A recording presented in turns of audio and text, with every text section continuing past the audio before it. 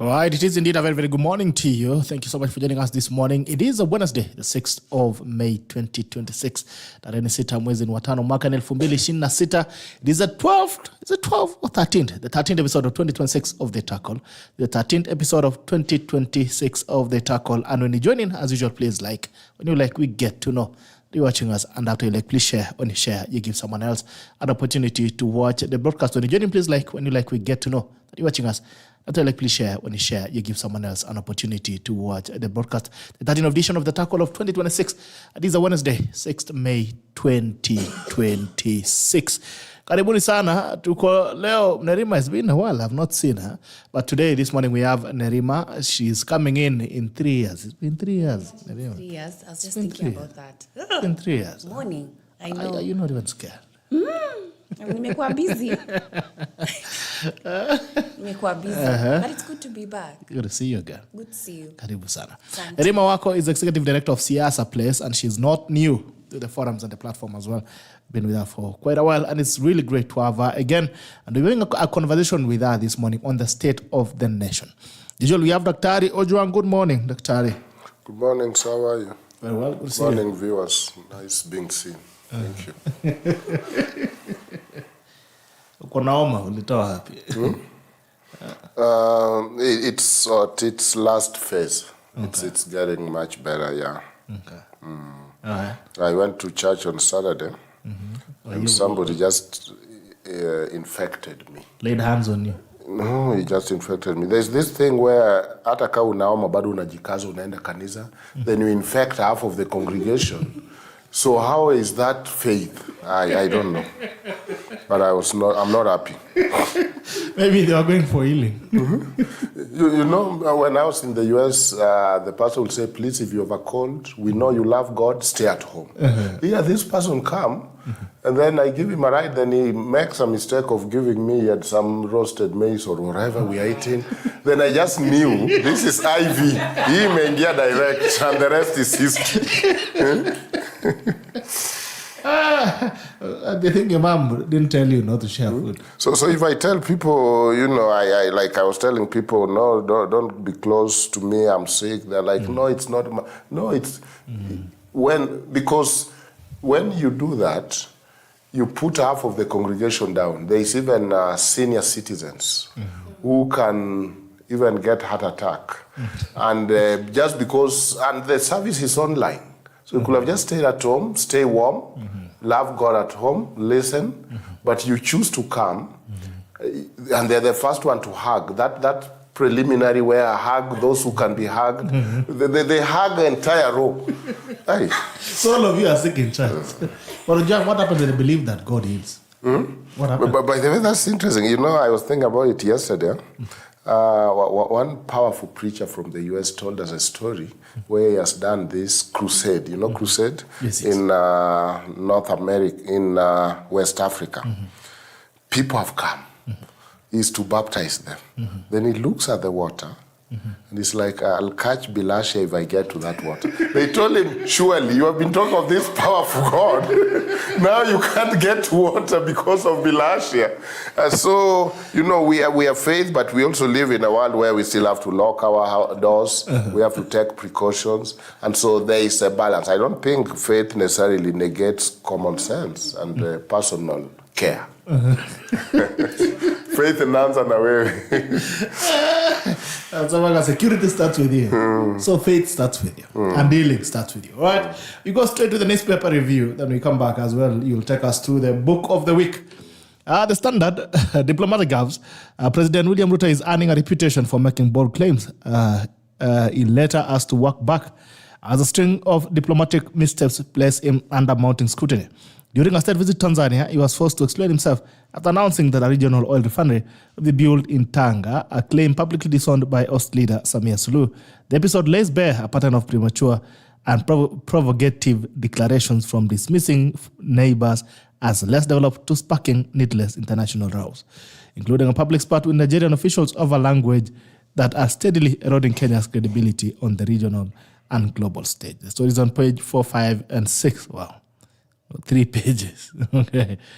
Samia Suluhu, he went ahead and announced a refinery in Tanga, which I wasn't aware of. You'll explain why you made that announcement. Samia Suluhu, diplomatic blunders under scrutiny.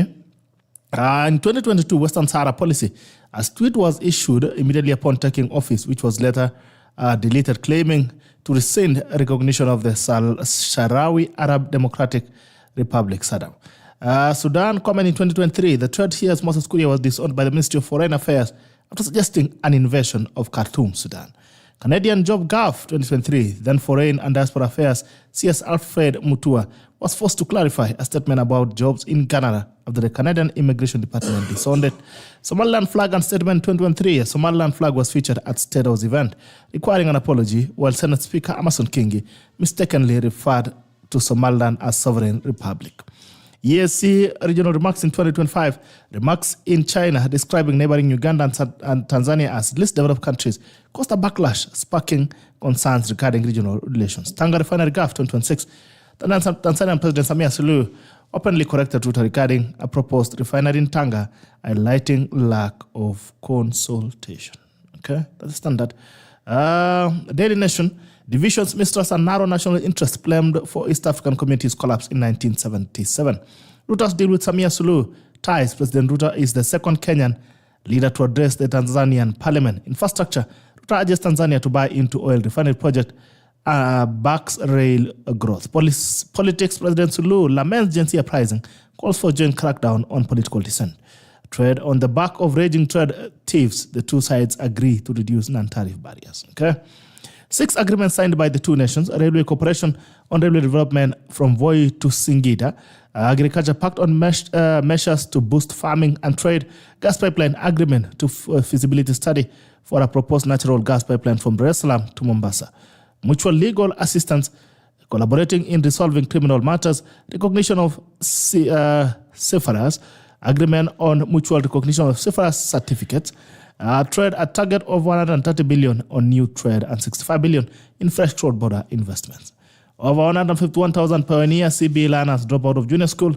The Kenya National Examination Council has expressed concern over retention gaps in competence-based education CBE system, revealing that over 151,691 pioneer learners dropped out before completing junior school. The data shows that while transition rates remain high at lower levels, retention weakness weakens as learners progress.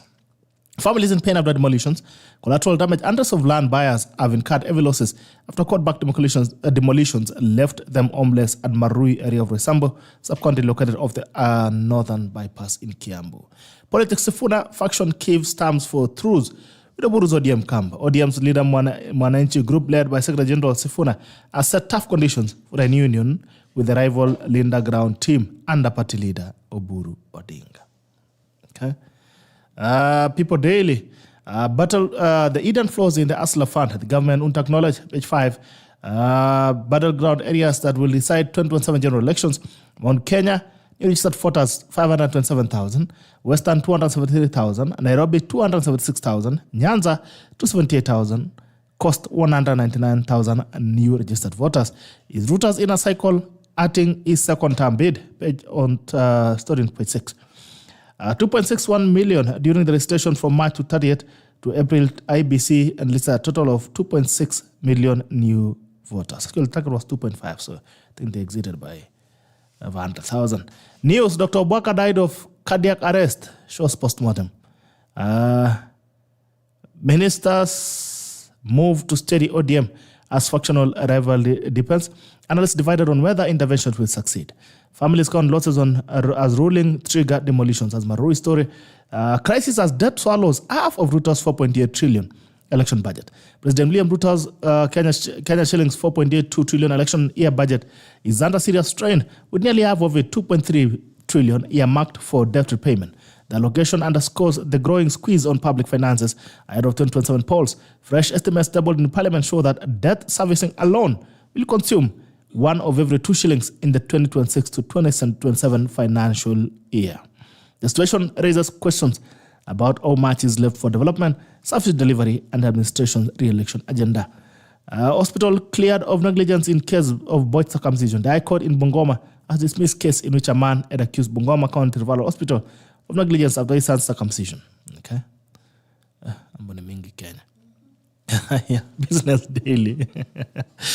Businesses target different market segments with tailored pricing in a practice that can exacerbate inequality. Billions frozen as banks switch off 33 million accounts. Wow. A third of 112.5 million accounts deactivated. Affected customers failed to transact over 6 months. Okay, so apparently if you don't transact 6 months, your account disappears. Okay, I didn't know this. 12. It disappears to where? I say they close it. Nearly a third of bank accounts have been closed for being inactive, frozen billions of shillings in the wake of data cleanup. Banks shut down 33.8 million accounts in the year to June 2025, representing 30% of the 11.5 million deposit accounts as the industry held before the crackdown. Cargo clearance itches in Mombasa sparks fuel shortage. Tycoon Buffett gives Kenya shillings 3.5. Warren Buffett, the world's most famous investor, has offered a health grant to Kenya for the second successive year, helping fill the gap by US aid cuts. The story tuanza na Tanzania. What's your takeaway from Tanzania, Nerima? Many things. I believe because of the work that I do, which is pushing for democracy, a huge concern, the kind of conversation happening within parliament, and the fact that we're talking about young people pushing for accountability, ndo ni watoto wabaya, is a concern. Watundu. Hata sitaki kutumia hizo majina. And of course, there's major diplomatic blunders in terms of making announcements and then Suluhu going openly and saying, at what point I don't know about this agenda. For me, the first thing I thought is, when did the president begin to lose it? Because I remember when he was campaigning, and not even that, having friends regionally, many of them were very impressed with, and he speaks very well, articulation, brilliance. But now, all of a sudden, especially with this year, I mean, we have been seeing lies, but now it's now getting out of borders. The lies are... Good one, Daktari. The lies Why are you giving them ideas? the lies are crossing our borders. And you know, I have a friend who's from Nigeria. And I remember in 2023, when the president was being interviewed by Dr. Mo Ibrahim. And I thought that was a brilliant, main stage, live audience conversation. And now I cannot say the same, And I remember even sharing with him, like, hey, by the way, there are some things he says that are not factual, nini. And they're like, no, Nerima, you're just being very biased. Now the world, now Africa is seeing what we have been saying. So those are the comments that I will make about him. He seems to be losing his shine very quickly. And we're beginning to see a lot of holes, not only within Kenya, the gaps, but even to talk about agendas that were set last month, and an entire president in her own country doesn't seem to be aware of it. These are things I cannot even think I know of in history. Perhaps Dr. can be able, since he has experience in international affairs, I have never seen anything like it. It is new territory of lies. Okay. So there are no positives you're picking from Tanzania? The only positive is while Suluhu was saying those things, the president dismissed them, didn't talk about it at all. So I was like, at least there, he didn't speak on it. He chose to stay on trade. He chose to stay on focus on business and expanding economy and having economy for young people. That's what he chose to stay on. And I'm glad that he did. But yeah. Okay. Ojwang, any takeaways from the Tanzania visit? I saw yesterday the president went and addressed the parliament in Dodoma. One of the topics I teach is East African community. And he revisited the history of the collapse of the former East African community and the disappointment on the pioneers like Nyerere, who shed tears when the East African community collapsed. It was a bad breakup.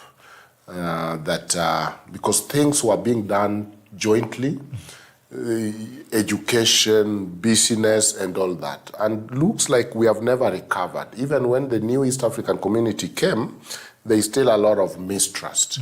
Remember, during COVID, there was that issue between borders, Kenya and Tanzania. There was a lot of back and forth during COVID. I think that was the reign of President Kenyatta. The Gikomba, the Tanzanians being told leave Gikomba and all that, against the East African community, which guarantees free movement of people, goods, and capital.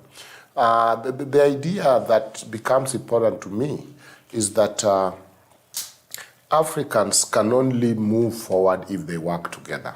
The Western countries, and he alluded to that this move is not very good for those who derail us, because if we can make product and process our oil and petroleum in Tanga and bring them to our countries, then we will have cured the issue of Strait of Hormuz and the geopolitics and the geostrategy. Then the Indian Ocean can now make more sense and can really leap forward. You know, there was a time that the idea was, well, since there is a problem down there in Arabic countries, maybe it's time that East Africa and Indian Ocean and Red Sea could benefit us. So I think it will enhance that. Number two, I think, we live in a world which is dramatic and sensational media, but people don't understand what we call in Swahili kejeli.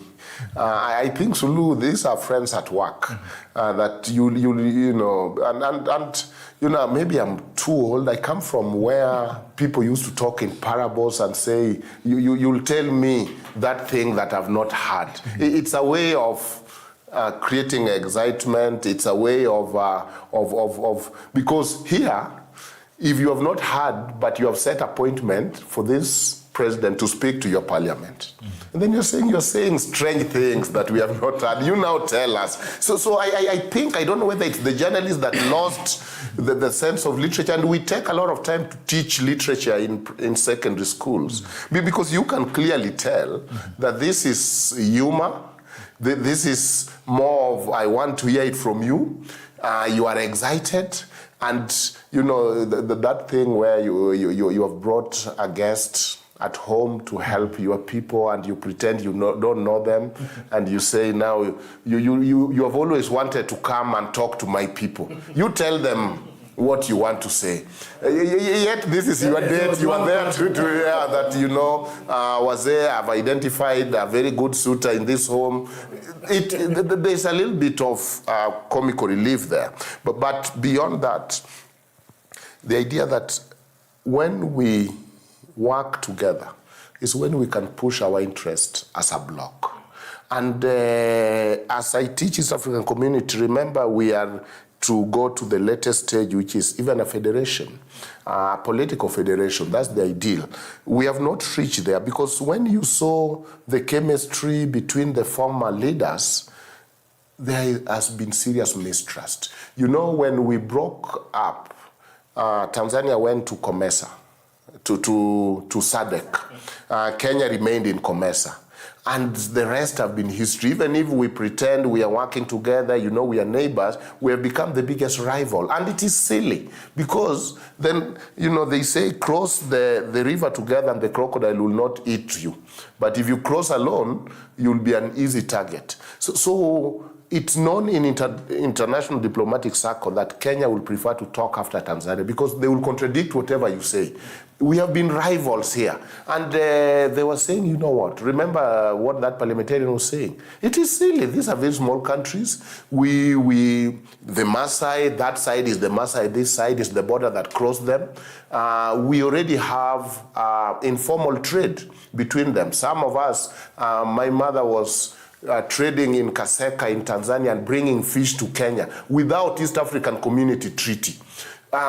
If you go to Sirare, you just cross over because the couriers are the same people this side. So for some of the communities that don't come from the border, you might not understand what this means. But I see that the opportunity even for our lake and for that region, and I propose Kisumu to be the headquarters of East African Community. There is a lot we can do together. So there have been a few blunders, I admit, if I go with that. I don't think what happened yesterday, I think there was a little bit of sarcasm, but there have been blunders like the Nigerian accent that he now had to painfully apologize, yeah, and plow back, and a few here and there. But you know, I'm not a journalist and I cannot tell them how to do their work. But you want more than sound bites. You want a balanced thing in terms of saying, look at the chaos in the world. Is our diplomacy working or not? Is our foreign affairs giving us leverage and helping us against, because foreign affairs is supposed to assist a country, so that let them go deeper to tell us overall, is our diplomacy successful? Is it solid? Is Kenya still an anchor state as we claim? If you look at the East African Community, you know why Kenya must bend backward? We are the biggest beneficiary of East African Community. If you look at the trade balance, what Uganda is trading, what Tanzania is trading, what Kagame is trading, we are the biggest state that do the biggest trade within the East African Community. The same to capital, because somehow when we were colonized, most of the industries were put in Nairobi. And so Kenya became strategic. So we have to look for that, and we have to work together and look at this region, because otherwise there will be spillover effect. Then, of course, the unfortunate remark about the Gen Z and their being conscientious. Yeah, conscientious. Did she say that? Yeah. That's so uncharacteristic of Tanzanians. Are usually very gentle and poetic. But why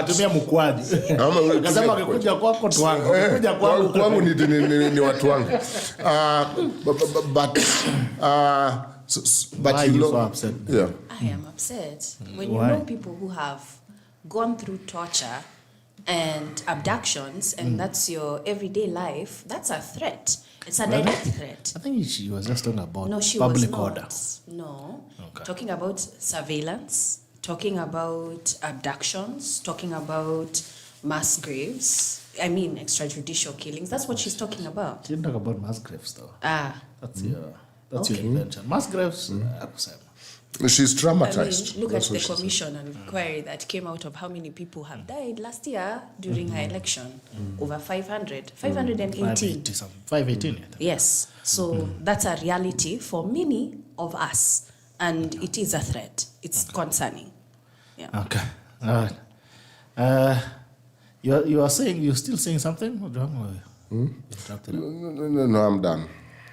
I think for me, one of the key takeaways, of course, first of all, I wonder what really... You're supposed to have a takeaway also? Huh? I thought you were moderator. You also have your own takeaway. I have my own takeaway. Take it on, man. All takeaways, man. At this rate, even producer will come with his takeaway and the cameraman's takeaway. But go ahead. Let's hear it. First of all, I really wonder where the rain started beating us as ESC. Because I think there's a lot more that we would have achieved. And if you listen to the president's speech, there's a lot of shared. Shared aspirations, shared this, shared borders, shared communities. There's a lot of shared. And then I wonder, and when you look at the foundation of most of EAC countries post-independence, the EAC operated as one unit, even including having one airline, which was East African. There's a story on how KQ was formed after one pilot ran away with one plane from the EAC airlines. But I really wonder where the rain started beating us, because it looks clearly then from the conversations that you're having, even from the Rebuild Africa conference that happened, where the Tanga refinery was announced. And that's why I wonder when people actually believe that Samia Suluhu Mendel said she's not aware of a refinery that was announced in a whole African forum. I mean, it's bit logic. But then again, I think there's a lot more that we can achieve together than separately. Because imagine infrastructure cannot be sustained alone. Look at the pipeline. You cannot build a pipeline without having the countries coming in together. Where it's going. The negotiations that have been happening for the last almost 7 years on whether the pipeline should go to Uganda or come from Uganda, Tanga from Tanzania into Uganda. So it seems, even look at the refinery, the issues of fuel in Turkana, the issues of pipeline for crude oil. The conversation has not been only about Kenya. How can we build an infrastructure that cuts across the regions? So I wonder why we get so obsessed of operating alone when you can actually operate together and have a shared prosperity. And now we actually believe that the other time we had a situation where Tanzania were banning chicken from Kenya, vifaranga from Kenya, and these other conflicts that we've been having within borders. So I hope that this gives us a new renaissance as EAC, that actually we can be stronger together. There's also the challenge of Tanzania being in SADC also. It's being quoted by South Africa. There's also a challenge of us being in ECOWAS. They will say the same. Thing. So, I don't know where this takes us, but you know, it forms a bigger yes. Briefly, you know, Nyerere, the integration of Africa, according to the Lagos paper, Nyerere believed that there will be not one Africa. We can integrate in sub-regions. Kwame Nkrumah believed in one total Africa. But Nyerere was saying, no, within East Africa we can do something. There in the South they can do something. But you know, Jomo Kenyatta was not so much a philosopher. And remember, that's where Kenya acquired we are non-aligned, we are neutral, but seriously leaning toward capitalism, as Nyerere was doing with Jammeh and the African socialism. Now, the breakup brought a lot of mistrust, because most of the East African community properties were in Kenya. From the railway to a lot of things. And Kenya just took them. So if you have been working together, you have invested together, then you break up. The dramatic example of what you're saying, one pilot, a Tanzanian, flew one plane direct from Kenya to Tanzania, escaping with it. From Tanzania to Kenya? Because they were being grabbed. Things were being grabbed. And so we didn't manage well. We were selfish. And this thing, when you hear them saying, you know, Kenyans are hardworking, it's not a compliment to me. It's lack of civilization. It's cutting corners. It's stealing back forth and center. It's being loud. It's being just a poor neighbor. Because that is diminished civilization. So, because when you want to steal tech from your neighbor. So they have criticized us in a few things. We go negotiate AGOA as a country, individual country, and not as a group. So we have acted selfishly, and everyone acts selfishly. But that is in the interest of the Western countries, because they will come with a deal and say, Kenya, if you can't do this, I'm going to Uganda. And if Uganda cannot do, I'm going to Rwanda. Then, now, they will get a lot of deal and a lot of concession because they're dealing with one country at a time. But if you negotiate as a group, then you can say in this region, this is our bare minimum. But they don't like that. And that's why she's saying, President was saying that we know those who will not be happy with us working together because it's pitting us against each other. You know, the proverbial story of of the rabbit who pitted an elephant against an hippopotamus and saw them pulling each other all day. So they come and say, you Kenyans, you are hardworking, you are quick, you're not like those people back there. Then they go to Tanzania and say, you are very moral, you are better. Then they go to Uganda and say you are the pearl of Africa. When we work together, look at the effort that President Uhuru made in pulling Congo to be part of East African community. Okay. Because Congo is a very big country. But South Africa was not going to have that. And they have been pushing because there's a quiet rivalry between Kenya and South Africa, who is the anchor state here. Look at Safaricom. It's now in Ethiopia. It has expanded out of Kenya and it has more capital out of Kenya than here. Look at Equity. It's out of Kenya. It's in Congo. Look at our companies. So those are markets. So when you see Kenya investing even in South Sudan peace, it is realizing, look at the UDA manifesto. It is saying that in diplomacy, we are going to leverage on expanding markets beyond Kenya. And it is through that you can expand and do things better. There's something that she said that I actually want to recognize. When Suluhu talked about the Gen Zs and young people, she said that they are calling themselves the East Africans. And this is something that's very, very key, that young people actually do see themselves as East Africans and not, yes, Kenyan, Ugandan, Tanzania, but they understand that sibling rivalry. And they actually want to grow together, to love each other. But it's interesting that the political class wants to separate this union. Yes. And I am very hopeful about that when I think about young people, because even when we talk about the future of investment, and we have our leaders talking about oil, but we also know that oil will soon be dead. It's something that we're going to run out of. And even when we talk about the amount of toxicity that it brings to the environment, climate change and climate action is where we are. But we have this vast majority land, and we are not thinking future in terms of, when we think oil, we think transport. But when you look at the population size of our countries alone, most of us travel with public transport. But our public systems are non-functional. And we don't have our own private vehicles. And only 10% of our populations actually have degrees. And so the kind of challenges that we have, this is where I agree with Daktari, where we are seeing an intentionality from Western countries, because the European Union is actually a peace project that was formed after World War II. And for them, it's working. Countries like Germany, they grow so massively economically because of the European Union and the kind of deals that they're having. But they come here and try and force us to work in silos, in sovereignty, and even the kind of agreements by country are concern for me, big tech companies. Yes. Technology platforms abusing workers, underpaying them, and then threatening states that if you don't abide by the pay, I will move. So it's about time that our heads of state realize this power play that's being put before us, and it's young people who are going to be able to overturn that.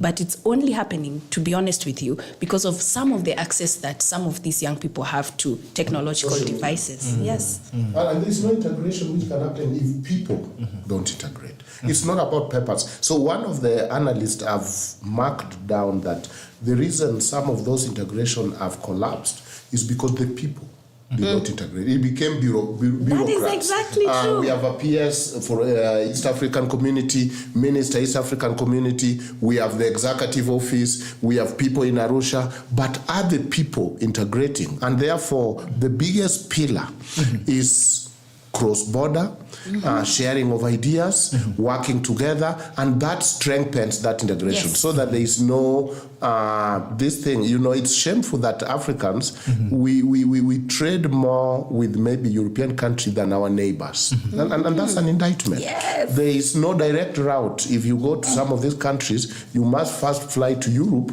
then you come to Africa, surely.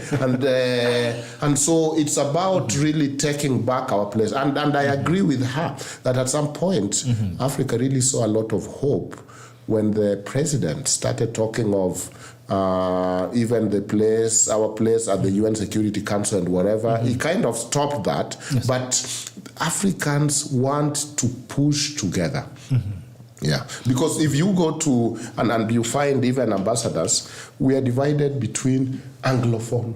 Yeah, Francophone. According to whoever colonized. Even look at the elections of the AU, the AU elections. Yes. Based on whoever colonized who. Imagine how bad the slave we are. And look at the interest of AU.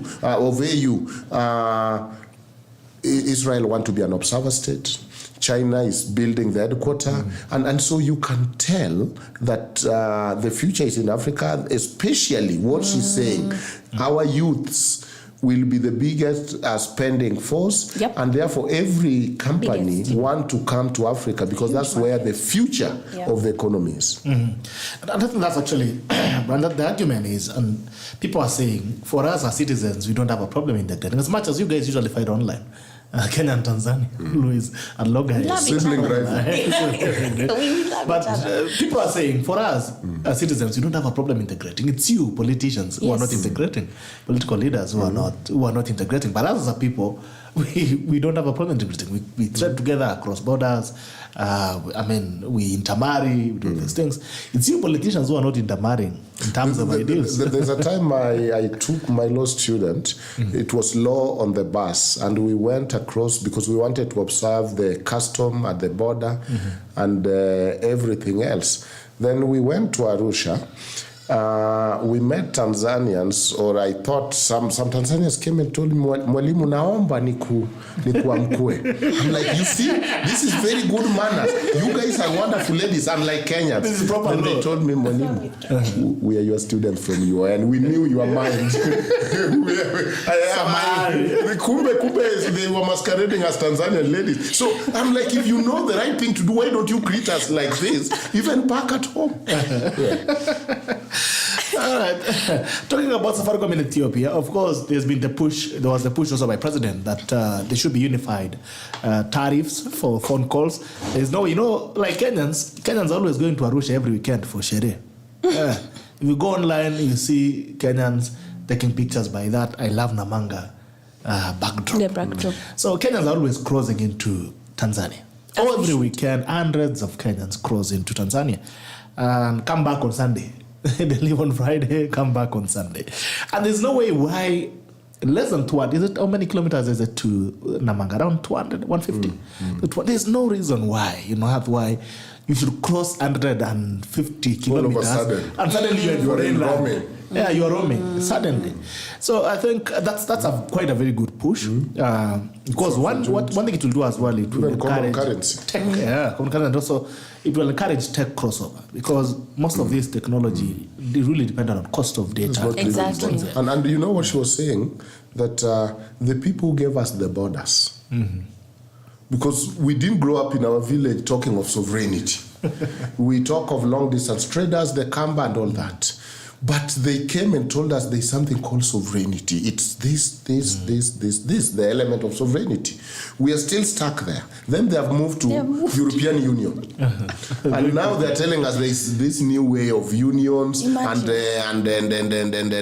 trade, custom, and most favored nation and whatever. And so we need to unlearn probably what they need, because you have heard that the map of Africa looks like one gloomy question mark. But somebody decided this is now called Kenya, and divided families and all that. When we talk of dual citizens, why can't a Masai in Kenya also be a dual citizen in Tanzania? We only think of dual citizen in terms of Maju, US, Kenya, and why not? You go to you go to part of Kenya where you find it's easier to do things the Tanzania side or Kenya side. But ultimately, the integration of people.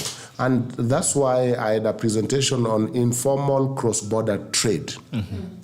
Up to now, with all this East African community and whatever, you find we favor big companies. British East African Company will benefit from the trade protocol. But that woman, usually a lot of women, their business still remain magendo. And they are disturbed at the border, and they are stripped at the border, and there is a lot of bribe and demands for unfairness at the border, yet they can simply cross to Uganda side, bring things and sell, bring fish, take whatever, and sometimes those people trust them to an extent, they give them those things on credit. So when we talk of integration, let us not talk of just the big companies and the who is who. Let us think of that those people who live in Busia, who want to simply do this, go to the other side, bring their ware and sell. Why are their business remaining to be called magendo? And a lot of police to check those who are doing magendo. Yet we are talking of East African community. Okay. Reminds me of the black gold of Chepkube. You ever read that story? It's about the coffee crossing over from Uganda into Kenya. And I came across a video, and looks like it's only drunkards actually who are really integrating across East Africa. I saw a video of a guy in Busia. My parents shop in Uganda, and I can tell you for free, even when we go visit them, as we go to Uganda. Yeah, it is so much cheaper. That's what I was saying. Ujui maisha Busia na kaja. Anasema kuna pombe affordable. The same thing with Namanga. Looks like those are the guys who are having proper integration. Now we can borrow the spirit from that side. They seem to be sharing quite a lot. All right, off the newspaper review, you can take us through the book of the week so that we can go into the... Yeah, very quickly, the book of the week.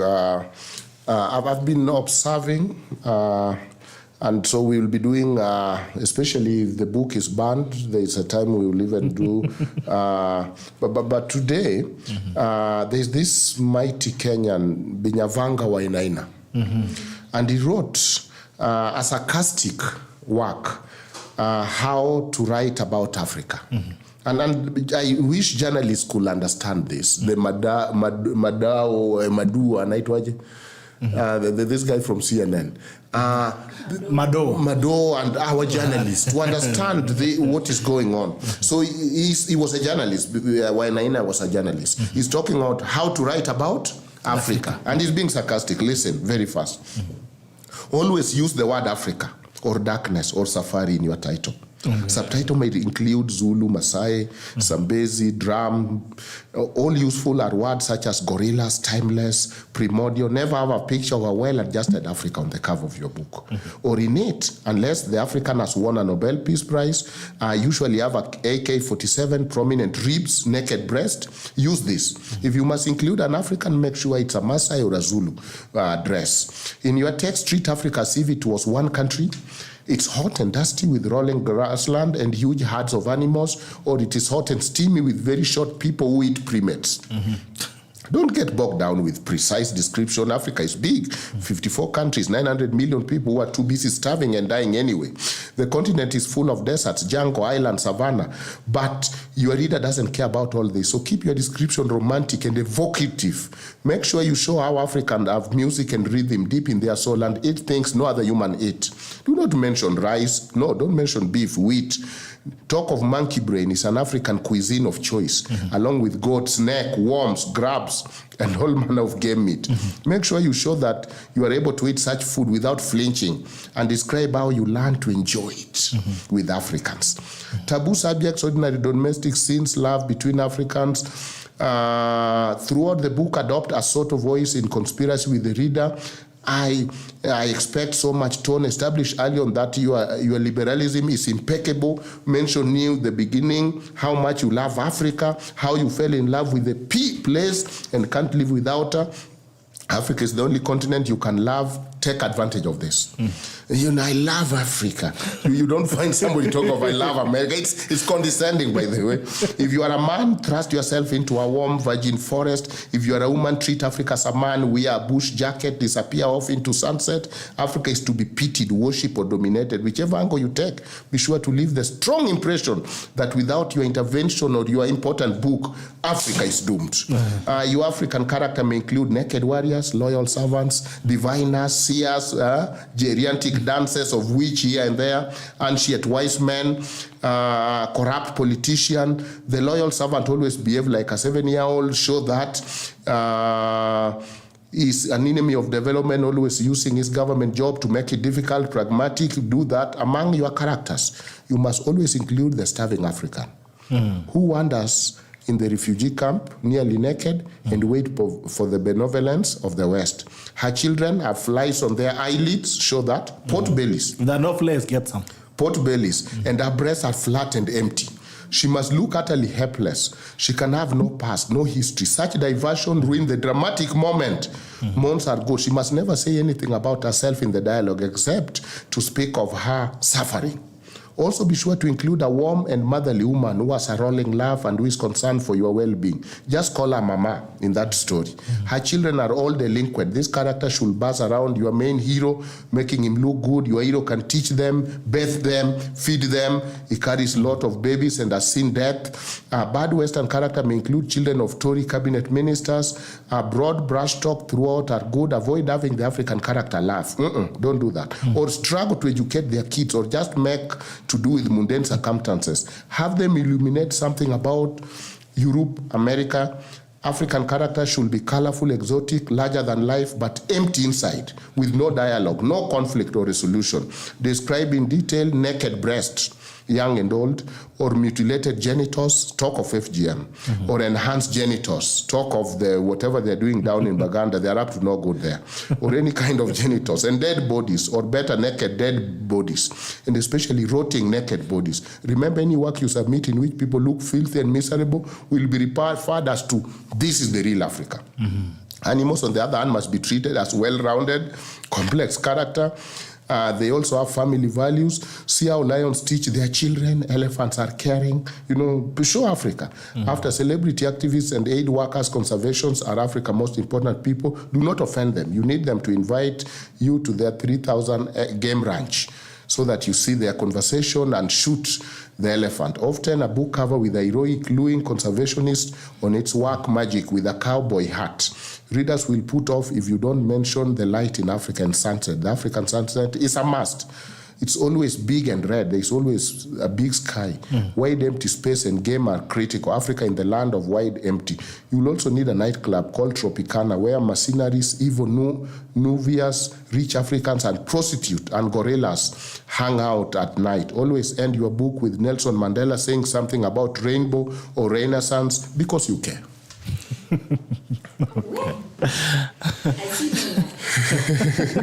I see no lie. I want to give a short story of why I keep my hair like this.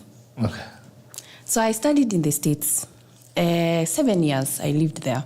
Same as Ojwang. Oh, even you. I lived in Alabama, in Georgia, in DC, but mainly my last time was in Washington, DC. But I experienced this in Alabama when I was a freshman. And I had gone with braids. And as you know, hair there is very expensive, okay? They don't know how to maintain... You're giving us a business idea. They don't know how to maintain our natural hair. So I just decided, I'm going to shave my hair. You know, it's easier to deal with. Let me tell you, that's when I discovered I am African.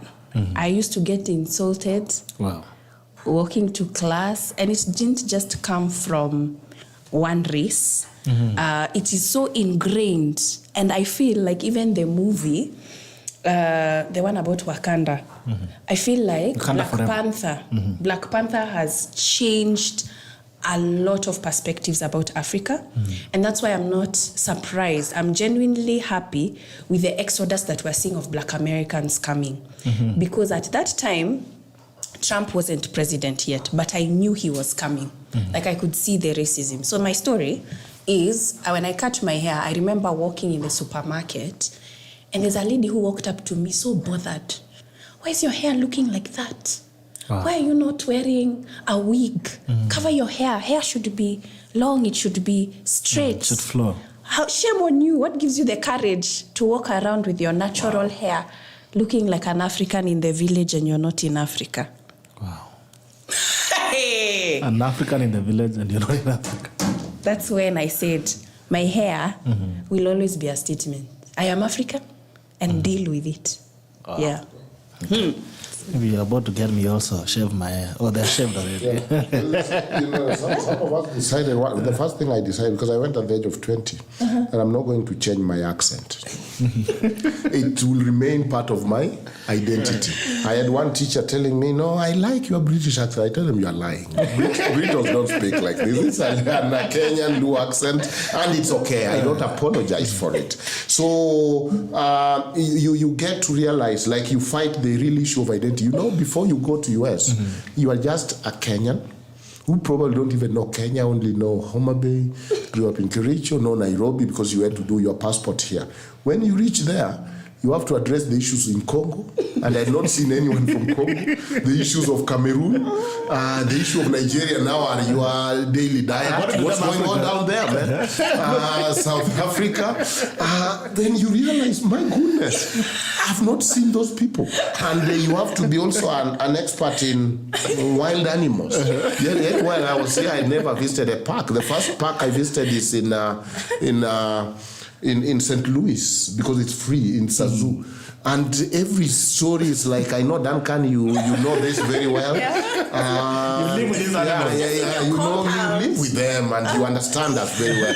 Excuse our naivety if we don't understand them very well, but, you know, and I played along. You know, I remember there's a time I told one white friend that, you know what, yeah, it's true, we live on trees. And your US embassy is on the tallest tree in Nairobi. And today I'm not in good mood to talk because somebody has cut down my tree to make charcoal.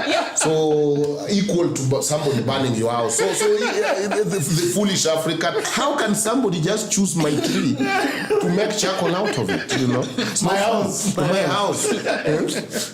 And they will be telling me, you know, so that email, when you send it to Africa, does the poster print it and go deliver it like a mail? You know, so didn't you collect donations for your band house? Maybe I should. It's the only place where somebody can say, you know, but I love Africa. Yeah. I love its people. You are such a grown-up, and, you know, as you can see, I'm not a small-sized person. Somebody can look to you and say, you know, I love you. You are a human being just like us. I love your teeth. You guys have perfect teeth. Because they have come from this culture where you must compliment something about someone. You have great teeth, and you know, when you use those tricks to brush their teeth, what is that? But it's beautiful. What's the secret? And you know, it became boring because every group discussion you get into, immediately they hear your accent. Wow. You are no longer being asked the serious group work. It's, do you like it here? Curiosity. How do you find it here? How is your experience? Until I told somebody, I don't ask you how is it being an Italian in America. What should you ask me? How is it being a Kenyan here? Where do you come from, by the way? So I developed, at 20, I developed serious answers. Where do you come from? I come from my mom. I hope you also come from your mother. So when I look at what Binyabanga is saying, I'm like, that is the... If you want to please them, Makau Mutu has written something, by the way, very interesting, about the 3 paradoxes of Africa. That is saying, if you are looking for donation for something, you must have a white savior, or a country, or an INGO. Then you must have an African savage.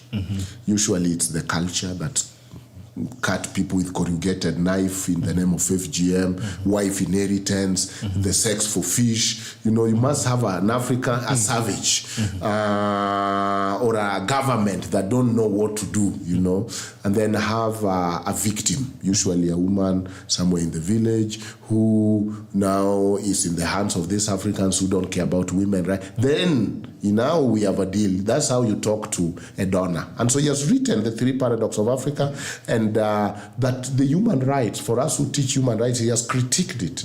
You know, that human right has simply sometimes been pushed, unfortunately, because it's not, to be Eurocentric. All you hear is somebody saying, you know, if you are in France, people don't care how you dress. Why here?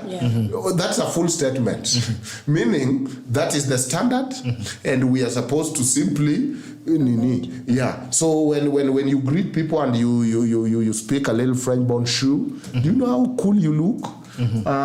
When you have to address people in some of these meetings, you start by saying, "Excuse me, my French," and why are Africans languages called dialects and not languages? You know, I taught in USIU one time, and it reminded me that they have to do foreign language. And I've told you that experience, that before I graduated, I was told you must do foreign language. Now here, I can barely speak English, struggling with it. Then now I can imagine now starting to do Spanish, uno, des, talking to trees, practicing, and the best you can do is a C. I say, no. I already have foreign language, Swahili, and Luo. And it went back and forth. I said, no. I'm not going to enroll in another language class. We study Luo. It's a requirement. It's a requirement. I say, no. When I came here, you put me in English as second language. I did TOEFL. I know. So English 101. In fact, when I did placement test, I was put in English 30. This is a cap. Then I look around and I'm only with the Chinese and Spanish. So then I went to the English department. They said, by the way, we didn't read the essay. We just assumed you'll need it. I'm like, I've come here not to waste my time in college credit, because 030 is not going to be in the transcript. Then they marked and told me, okay, now we have upgraded you to, that's at the first year, English 101. So you have already put me English as second language. Then you are again asking me to do another language. Why is English not a foreign language? Because it is foreign to me. And they finally accepted. I threatened to sue them, of course. Then I forgot that I had threatened them. The semester came, I didn't enroll because I was broke. They assumed this African has gone to court. So the bursar called me at Indiana University and told me, why have you not enrolled? I said, I had forgotten the threats. I told them, because I have no money. They told me, no. The vice chancellor have said, come, enroll, and go see him. I went, enrolled. When I saw the chancellor, he gave me a form and told me, write here that you don't need enough foreign language because you already have Swahili or any other language. Write it in your language. And 10 years later, there's a student came from another country, was told, because we had a student here, Duncan, who refused to do this thing. Now there's exception for international. You said that it makes you all round. All round, at 19, 20, you have gone to another person's country. You now deal with snow. You now deal with culture shock. And you are speaking in their language. And then you are told, now do Spanish to make you all round. I feel like we had the same life. Exactly the same. Talking about Africans and the paintings of Africans and also donations. So there is a BBC documentary that has come out this week exposing Africans who are soliciting for donations for animals who are suffering. And there's a notorious dog in Uganda who has been exposed by BBC, who is appearing in all donation lists. So must be a rich dog. You mentioned something about the packaging of the African child and man, to depict suffering and get a subject for attention. So apparently now Africans have become very smart. They realize that these guys they don't care anymore about human beings. Like they don't care whether a child is living hungry or when they don't care anymore. Like about women, they now care about animals. That a cat is suffering in Africa or a dog has gone without a meal. How dare you sleep knowing very well there's a cat there suffering? Where's your morals? So there's a notorious dog in, you should watch that documentary. There's a notorious dog in Uganda who has been used severally by Africans. Probably staffed by design. Or who donates the dog, the project or the leader. You're the lead, come with the dog. But what is interesting is that after a while, people know what is important to someone. Mordecai Ogada have written a book about the conservation in Laikipia. That now the modern land grabbing is in the name of conservation. And Mordecai is so on spot about it that there is a time he narrated to me how he went to one ranch. The person pulled a gun and was ready to shoot them. He's like, am I still in Kenya? The person has been given about 40 acres because he's helping orphaned elephants, 2 of them. And now he has to have a machine gun because you have to protect this African who don't appreciate the value of animals. They can poach this elephant. And there is a pilot, there is a plane come from Europe and land direct, watch this over weekend and go back. And so he's wondering, if you were to ask us as Kenyans, what will be our priority? Maybe you could come and help us deal with carjacking and whatever. You have decided on your own that your biggest priority is animals. And I'm going to come, build a ranch, have them there, make a lot of money, take thousands of acres, some thousands of acres registered as UNESCO. There is one that I was struggling with because they registered at UNESCO and I was wondering why not as a cultural heritage site. So it's protected under the UN mandate because it's now a World Heritage Site. Your own ranch in the name of protecting our animals. And it's a case that I even wrote back to UNESCO. And you found out with animals? I wrote back to UNESCO. So, remember Leakey. And the idea, the argument that he cared more about the animals than the people. There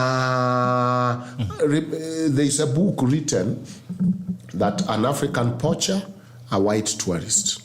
That came about that when an African is caught with doing enemy, they are a poacher. But a white person get a license, like in South Africa, to shoot. Go and shoot, and him is a tourist. And so there is this dichotomy.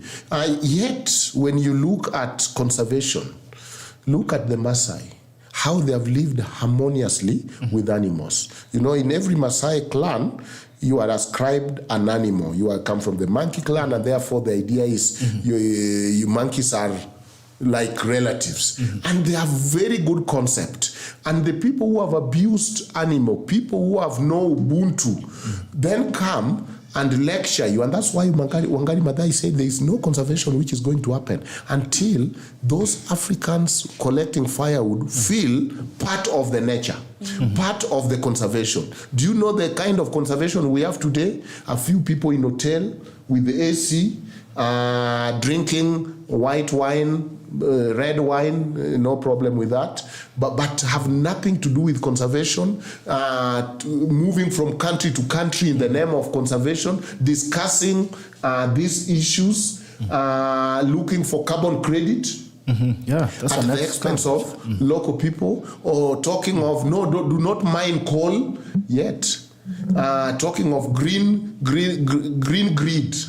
Yet, if you look at Kenya, do you know what percentage of our people still use firewood? Direct lung cancer. Nobody talks about that. We talk of I'm into solar now. But how about that woman who is still using firewood and have to? So black poacher, white tourist. There's these things that we do. Even the causes like ADR. It's now that Kenyans are, I'm into ADR. When it was being taught here, nobody wanted to hear it because Africans are known to ADR everything. But when now somebody came from Europe and went to this law school and say, now I want to introduce a course called alternative justice. I'm into ADR.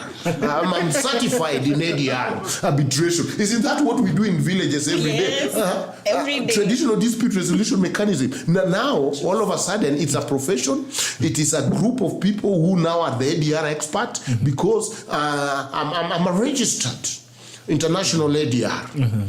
I mean, you know, they're saying, if now what we are saying here, we were white, the whole Kenya will have been tuning in, saying, wow, wisdom. but because we are black, we don't look like experts. I even know that when I go before my students, you bring a white person you taught in the US, and everybody's like, can we take notes? This is great. You have changed my life. I'm like, I taught this fool. So colonized people are sick people. To be honest, some of these things even our leaders are doing, we are sick. Because, and that's what Frank Fanon is saying, that, white skin, black skin, white mask. The more you put white mask, I'm into pizza, I don't know my vernacular, the more cool you are. Do you know how many likes you can get? The more you have accent, even speaking your own vernacular. Even better, you don't have a local name. I'm not into tribes, I don't know my community. I'm a student of the world. You try that broken passport yako. Wenda utafute visa, unaambiwa where are you going? Ndio ujue, because somebody with the US passport will go to all this country without a visa. Wewe jaribu na hiyo passport yako, at you are a student of the world, unaambiwa unaenda wapi yellow fever? Bilasia, wewe unapeleka ugonjwa huko. Because I've seen the same person bring a Kenyan passport, going to South Africa and Ambiwa, there they need yellow fever. Saying, I didn't do it, sure. How about my US passport? Now we don't need yellow fever. Yeah, because they are negotiated. So wewe kuwa tu student of the world with your broken passport, jaribu utaombwa visa na uende line up kutafuta hiyo visa for days. So that inequality and that deception, even technology has brought that disparity. And it is important as children I have no apology ascribing myself as a son of Africa. Do you know when it took me to learn our land tenure? I did my first degree in law. It was the John Locke theory of land. It is my land because I've added value to it. That really supports colonization. They're like, you are doing nothing with your land. That's why we came and we have tractors. That was the theory that I was taught on land and property law. Masters I did in human rights, I'd never heard of theory. When I went now to do my PhDs, when I hear it's my land because my grandfather and my grandfather's grandfathers lived in it. I'm like, yeah. But that's how most of us have land. How come in all these law schools I've never interacted with that theory of land? Ownership. And land as a property and a commodity versus land as an heritage. So we have to always be conscious. And that's why people like Wadia, that lady has become very famous, Kina Mordecai, because there's a book written about miseducation of Africans. Yeah. It's very easy to know colonized people. They will always look for a backseat, even in church, even in class. It's not cool to sit in front. Somebody will come, find that there is no empty seat at the back. They will take a seat from front and go with it to the back. It's saying something about their psychology. I don't feel like I need to sit in the front. And because we are colonized. So Frank Fanon is saying colonization was such a traumatizing thing. Somebody come, take your land, give you kipande, taxes you, beat you. People are being beaten. We put in reserve, being called kafirs, working for the white person, and we accepted that. Those people who are colonized then raised us with their trauma. They didn't go for counseling. So we are sick people. And that's why some of the things we do and some of the things we need. So when I hear, one Russian who can barely speak English have a series of successful, I'm like, yeah, what do you expect from English? Not good. That's even a compliment. My English not good.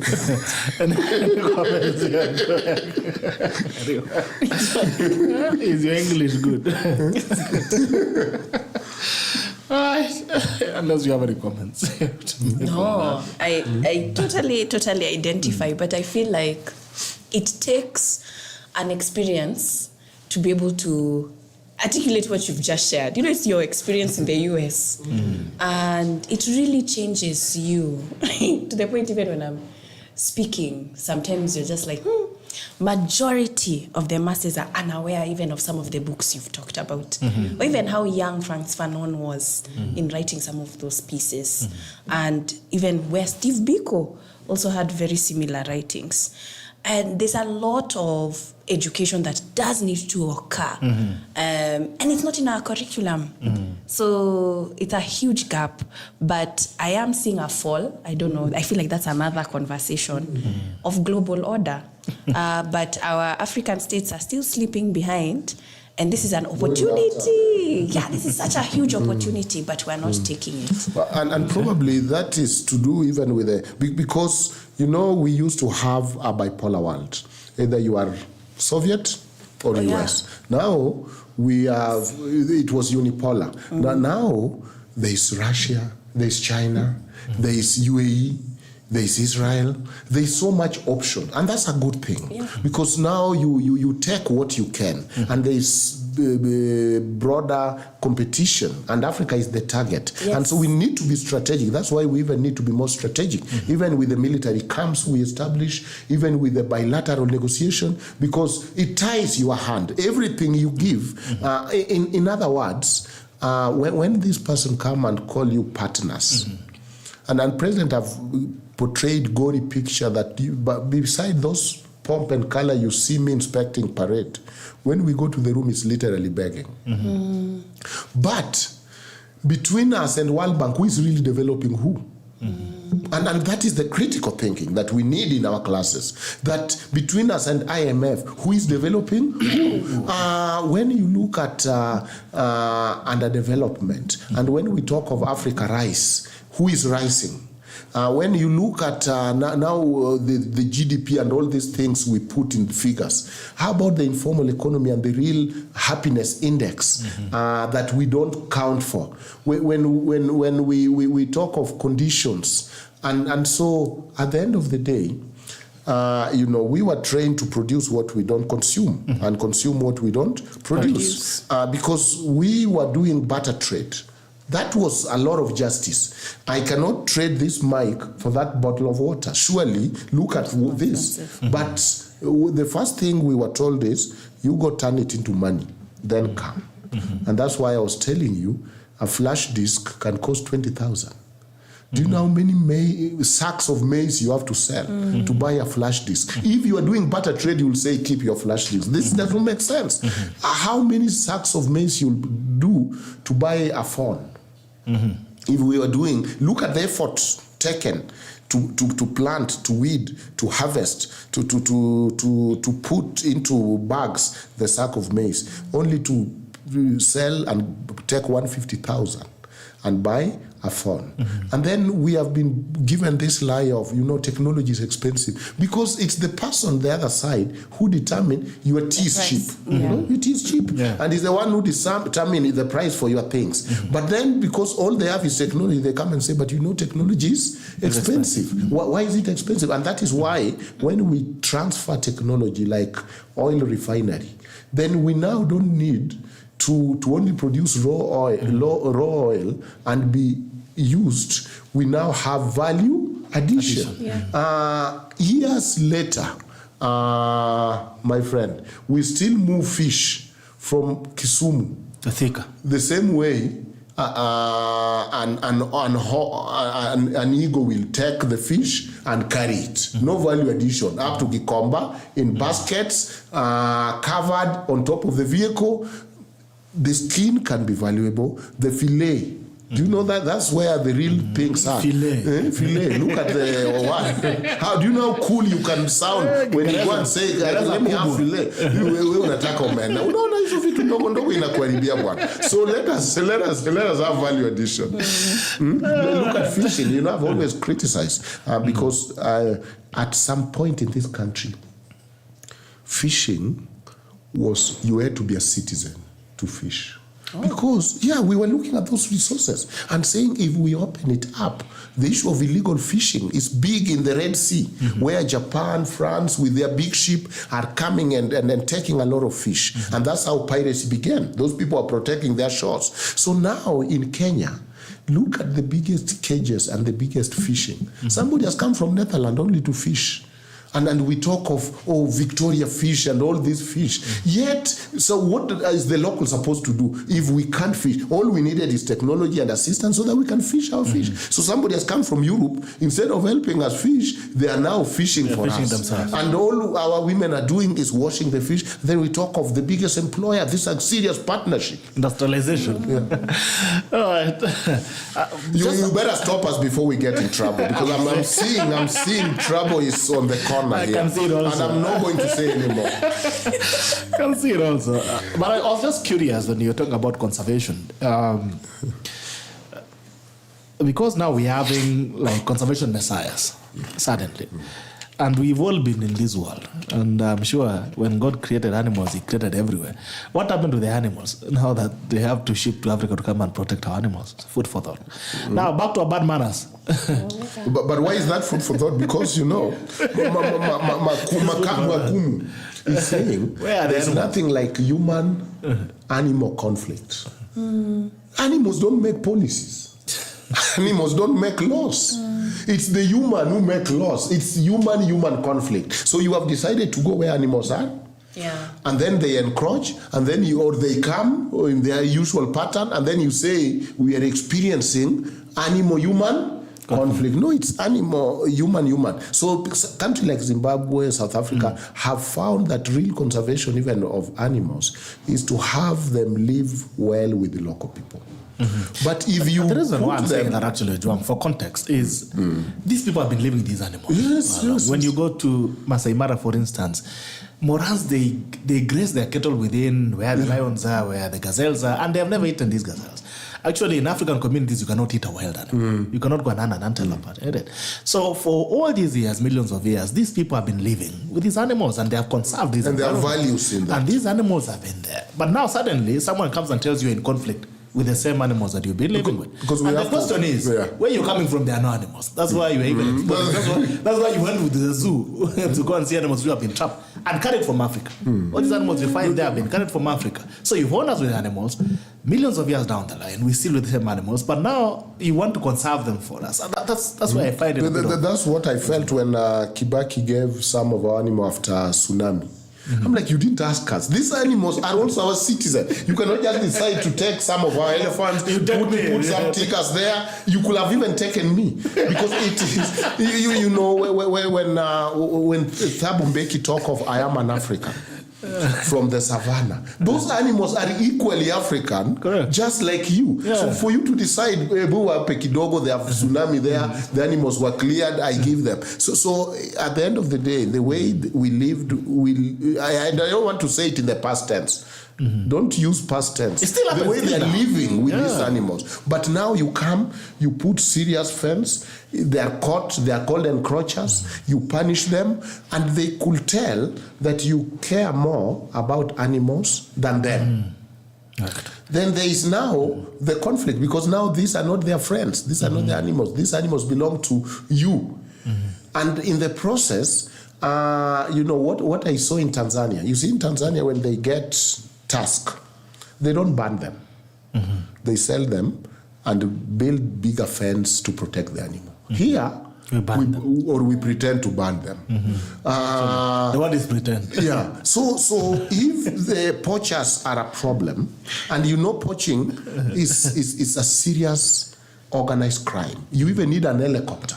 Yeah, somebody cannot just wake up today, what can I do for lunch? Let's go poach a few. No, we will be killed.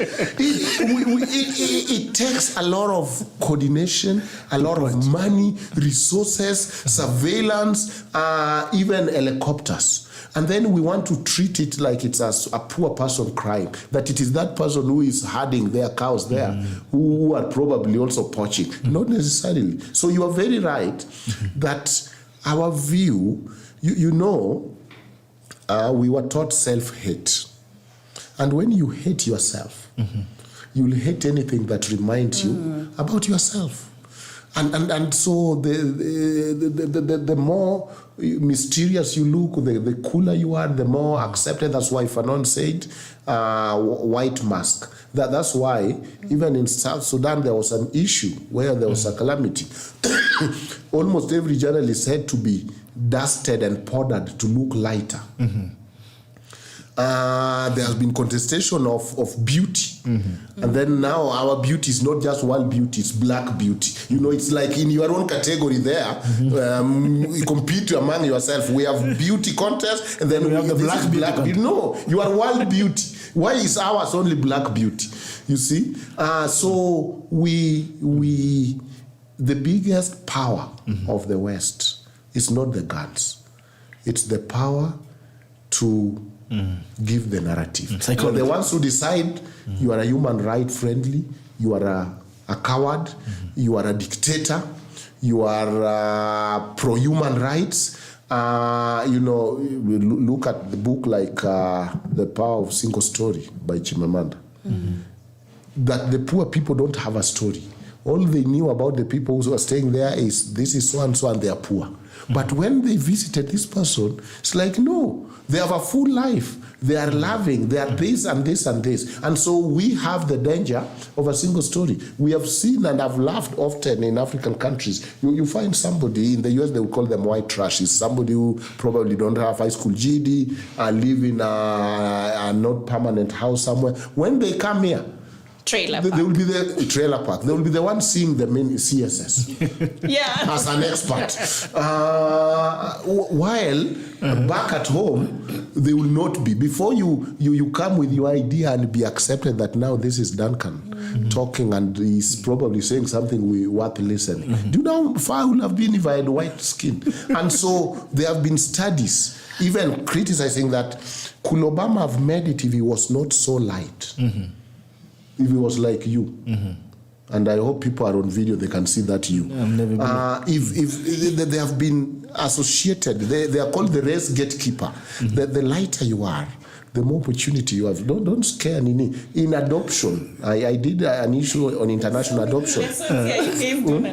For you to get adopted in some of these homes, with Wazungu. Of course, the lighter you are, the more adoptable you are. The more likely. And some of these adoption centers are stuck with very dark kids. In fact, if you go to website, you'll find they give you money to adopt some. A black kid. But for some, the lighter you are. You know, look at, for example, Angelina Jolie and Nani who adopted in Malawi.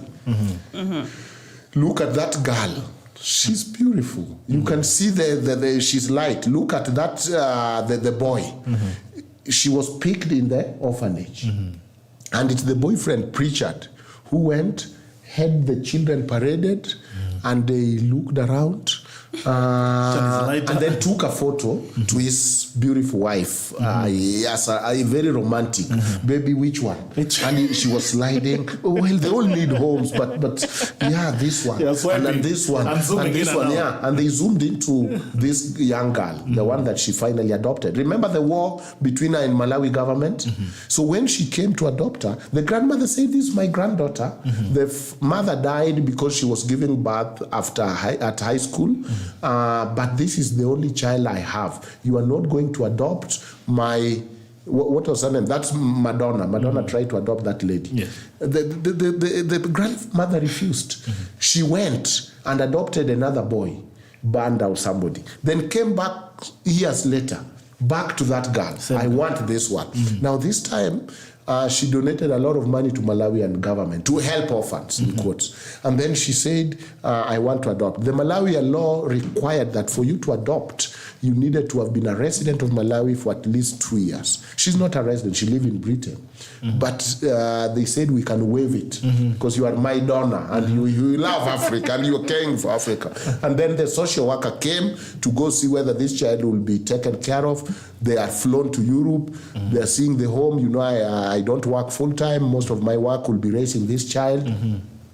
Then they wrote a very sad report saying, you know, if this child remains in Africa, we don't know, we can't guarantee the future. The grandmother is almost dying. But if she goes, then she has a brighter future. It was so sad. The grandmother was crying. Imagine somebody is taking, and then the court said we are applying what is called best interest of a child. Meaning I can even take someone's child and you go, it was social engineering. Since you have more money, you have more access, you have better education. And give better future. The argument was, What we need to raise a child is bonding, is love. That is not necessarily money. It is the heart. But she took the child. Then they will come to Malawi and visit orphanage. So here is the girl kissing strange children with Madonna, but never visit the grandmother. And the grandmother wrote the final letter saying, I'm almost dying. Please let me see my granddaughter. They were like, no. This is not your granddaughter. This is now ours. Madonna. Then you, by the magic of adoption, you can now change their name to be yours. You can now become their parent, and they can ignore all their heritage. So when we talk of exploitation, and I like what one judge said. He said, those fences are put there to protect us. Let us show the world that our poverty is not even poverty of mind. We'll rather be slaves, but have thinking and reasoning than to show that we also have poverty of mind. So Kenya had a moratorium on international adoption because in Ethiopia, you know what was happening? They'd bent their law for US to an extent that if somebody was HIV positive, both parents, that kid was already by law categorized as an orphan. After all, you are going to die. Wow. So they were subject and available for international adoption. And that is because before most of the US used to adopt in Russia, then Russia, there's one kid who came to the US, then the parent rejected them. So Russia kept a moratorium. Nicaragua wanted to be part of the EU. And so they were told, we cannot allow you to be part of EU when you are giving your children as international adoption. So they also put moratorium. So they came to Ethiopia because, they are a little lighter than Kenya. So Ethiopia was the next target for US. And so when you look at even the argument of IVF, international in vitro fertilization, do you know there's a time that India had to say, for you to do IVF, you must be an Indian citizen? Because most of the people will come from the US, they have money, make an embryo, rent a womb of an Indian mother, and it was so many of them. You are there, people are saying, congratulations, I see Nini, kumbe you are raising a US citizen. And so you are just an oven. And it was exploiting poor mothers. And that's why the Milley bill and the Milley versus Kaluma argument of how do we do it, it can simply be an exploitation easily if you don't regulate. Because imagine now somebody have done it in India, you don't have a child of your own, you reach 35, you realize now I can't have a child, but I've been siring children for 4, 5 people. Now you want to look back for those children. So we live in a global world. When we talk of global world, people have criticized and say there's nothing global. It's the domination of the West. What is your contribution in this globalization? Oh, I'm a global citizen. Do you see the Wazungu drinking mursik? It's you eating pizza and eating things you can barely spell. And downloading iPhone tunes. Do you see your songs in those iPhone tunes and watching Hollywood movies? Because the Nigerian movies are full of witches. Yet you live in the real world where you are afraid of being haunted and tormented. So you watch the Hollywood movies and you are saying you are a global citizen. What is your contribution to that global citizen? Michael Jackson.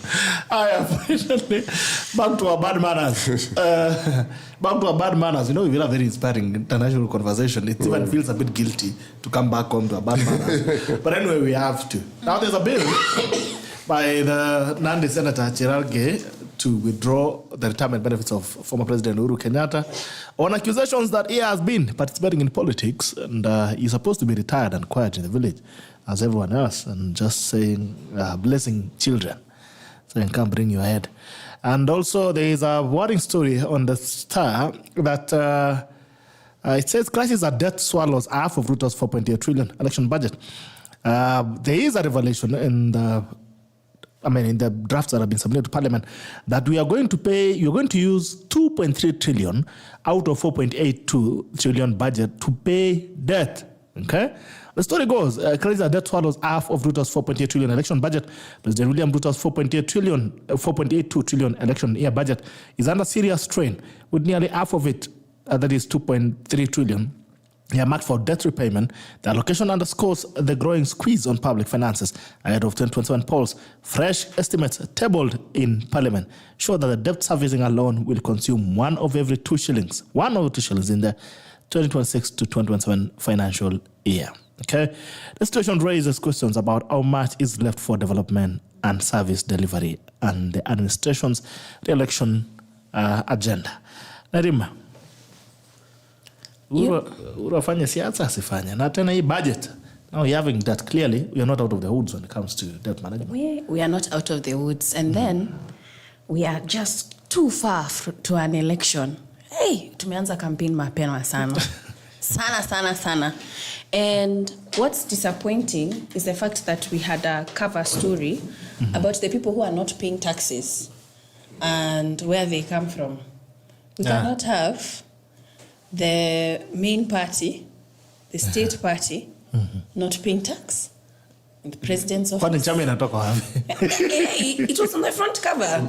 I am speaking facts. So you cannot be here telling us that we are 2.3 trillion in debt and then asking us to help you pay it while you are not even footing that bill yourself. Hey, what kind of double speak is that? And we're not even minimizing on the campaigns and rallies or even seeing the kind of handouts. Do you know, I have met with youth who get really excited that they've been sent 22,000 shillings on their phones because of some of these youth initiatives that we are seeing. Nyota. And we are not even thinking about where we are going to be able to pay this. Is this a grant? Is this something that we are not going to speak about? Are these things that we should even be saying they are being used as political tools? And you know where I stand on this, Bitok? I don't know, unless you tell me. You know I criticize the government and how it spends its money. I do. Ulisikia. You know very well. And it's, for me, because I work with mainly young people, my organization, we work with youth. It's about who is going to pay that debt. It's going to be them. You know, we're talking about people who are above 50, okay? And how much longer do they have to live? If it's very lucky, 20 years extra, people will pass in their 70s if they are very lucky. But when you're talking about someone being born today and having a debt to pay of up to even 100,000 shillings, and we talk about the minimum wage, and even right now, we say it's 12,000 to 15,000 shillings, and we know that's not the reality for most Kenyans. There is something completely wrong with the math. You don't even have to be an economist to see that. So I don't think they are doing enough in terms of minimizing the costs that they are expending. Even when it comes to the travel, even when it comes to the security. I believe, you know, you started off by talking about Gerald, talking about removing some of the benefits that former president has, and he receives too many millions and he shouldn't be involved in politics. Senator is focused on the wrong things. Attention is on the wrong things. Priority needs to be on the debt and the fact that they are not meeting those needs and the fact that they are spending way too much money and not giving Kenyans enough answers. So do not waste our airtime. Do not waste our prime time to speak to me about a president who should be in his house. Who gives up? I don't. You tell me how you're going to support Kenyans and the amount of people who are not in school because they cannot afford the school fees, because the transition wasn't done well. You talked about 150,000. Yes. We've talked about the collapse of SHA. We cannot be hearing scandals every week in the different sectors, and you don't have answers for me on that. So for me, there's nothing positive there. I will remain on the negative. Clearly, we have an administration that doesn't know how to manage finance. That is what we have. Okay. Ojwang? There's a Pogo cartoon in the US that come back and say, sir, we have looked at the problem and we have found the enemy, and they is us. The enemy is us. Gerald Gay, Senator, there is a report that is showing that the Eurobond went to private pockets. that should have been a fair discussion and important discussion. The comptroller have done their part. They have checked. They have found this report. There was to be a commission on state capture. Because we have also heard, remember the testimony from the former, the controller of budget who said last minute she was told by the Minister of Finance, the President have said we withdraw this money, right? From Treasury. Yes.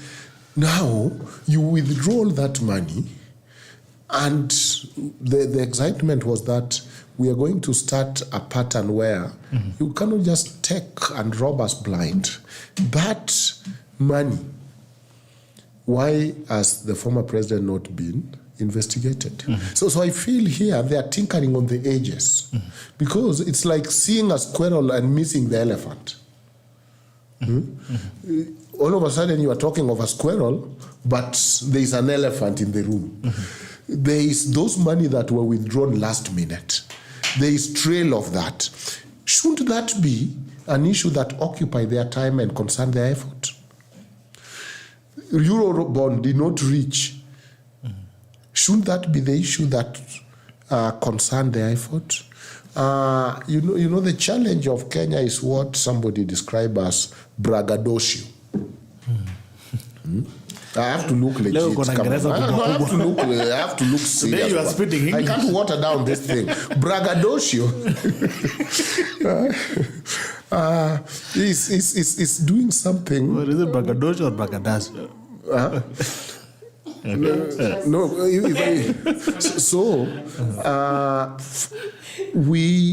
I feel it is tinkering on the edges. There are serious issues and serious corruption. There is yet a car and a little allowance here and there. And I think Gachagua answered it right, that you know what? You think that will silence Uhuru? He's a rich man. If you really wanted to silence him, that will not silence him. And, if he has that privilege, give him that privilege. But he has no privilege to loot us blind before he leaves office. Why can't we talk about that? And that's why I'm using this big word of braggadocio in there. Okay. But I wonder then, is there a law that prohibits him from participating in politics? And then also again, because I think there are two matters here. There is the issue of legality and the issue of morality. Okay? One is, I wonder, I don't think there's a legal requirement that bars him from participating in politics. But there is a moral call.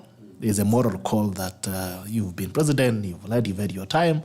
I mean, where even you stepped, the grass have not grown yet. It's still bare. So you cannot, the word Kibaki used to say, how can you suddenly be very clever? How can you suddenly be very clever that now, governance should be done and our country should be done? And you've been doing it for 10 years. And like Ojwang is saying, there is a lot of skeletons that probably could be pursued. But then I tend to agree with you as well that this is a political debate. It's not a legal issue, really. And if Uhuru has decided to welcome himself into politics, then he should be dealt with politically, not legally. Because, and that's where I also disagree with Gachagua. Because Gachagua cannot, one thing, say, give Uhuru the freedom to participate in politics as a Kenyan and express himself. And then again say, wachana na Uhuru. Because of Uhuru. Don't talk about Uhuru, don't attack Uhuru, don't do all these things. So for me, I think it's a fair. Where I come from, they say Sulu. You want to come into politics, fine. We'll deal with you politically, and we all become equal. So I disagree with what Gerald is doing, because what Uhuru is doing is not a legal pursuit. It's a political pursuit. So deal with him politically. We want to see them going on top of cars and also attacking Uhuru for what he had done in his past regime. Talk about Eurobond, talk about CBC. What you're struggling with now in the education system was his engineering. Same as with Matiang'i as well. So for me, I disagree with this misusing parliamentary powers to fight politics. So if he decided to invite himself into politics, No, I agree. He's a statesman at the end of the day. And there are points in countries where crisis can exist. And so now would we now say, oh, let him keep there silently and not be involved in what his opinion is? Because we can also see the same with the US right now, with some of the decisions that Trump is making. Obama had to speak up and say certain things when things were going out of line. And that's just it. As a statesman, it doesn't mean that once you have served, it's you exist in oblivion and no one remembers that you're alive. They do call moments where we should expect. But then also we should remember you're evil. We should also remember you're evil. You're evil. There's nobody who is expected to remember they're evil. Even in funerals of gangsters, there'll be people who are saying he was such a lovely man. No, if you stay dead, No, but that's why even for a criminal, the concept of you have a right to remain silent. You don't need to incriminate yourself. It's not my job to investigate myself. It's your job to investigate me. Right. So to expect him to be benevolent and to come and say, is this a confession booth? Those are issues between him and his savior. You know, when I even saw last time when the mom came, the first lady actually of the country, saying that they want to tax us. That shows, I'm like, me, I'm being taxed to death, pesa kidogo hii. Meaning they are not paying taxes. And it's a threat, or it is something that she's like, we can pay. If you want us to pay, we'll pay. Tell us. Yeah, so I hope they are paying taxes at least. But you know, but it's not his job to self-incriminate. But also, then maybe the morality is, if you are given a child to take care of, but you drank the child formula. You put on the baby's diapers. You took his pacifier and put it in your mouth. Then you are wondering, why is the child not growing? You are also being unfair because debts incur interest. Interest and a lot of debt. So that if out of 2 shillings, there is 1 shilling. That is going half. Yeah. That is scary.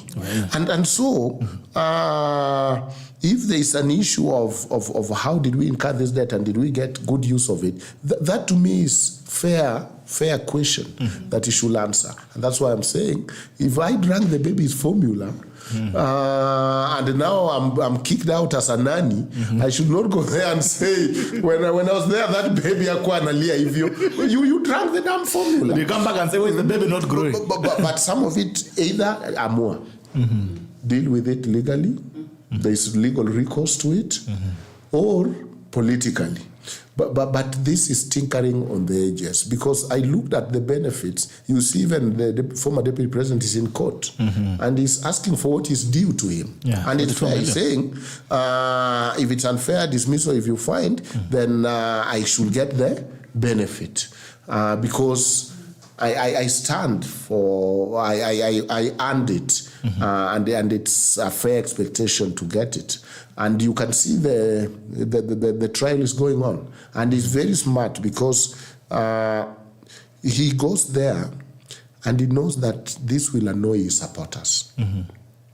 Aki, look at how our person is is suffering, is now in court. And that anger helps galvanize the base. So he is not foolish. But let us make our mind. If we are going after Uhuru, let's go after Uhuru. If we are not once in a while when it's convenient, you hear, we Matiang'i, Rivayala. Then ina disappear. Then akikazirisha mtu, wewe, Rivayala. Now, who do you want to deal with issue of Rivayala? Come with it. Kama unampeleka ICC, kama una investigate what happened to the Rivayala, investigate it. But it cannot be dangled you know, I have something for you, and then unanyamaza when it's convenient, then people will not take you seriously, and even those people who died in Rivayala will not take you seriously.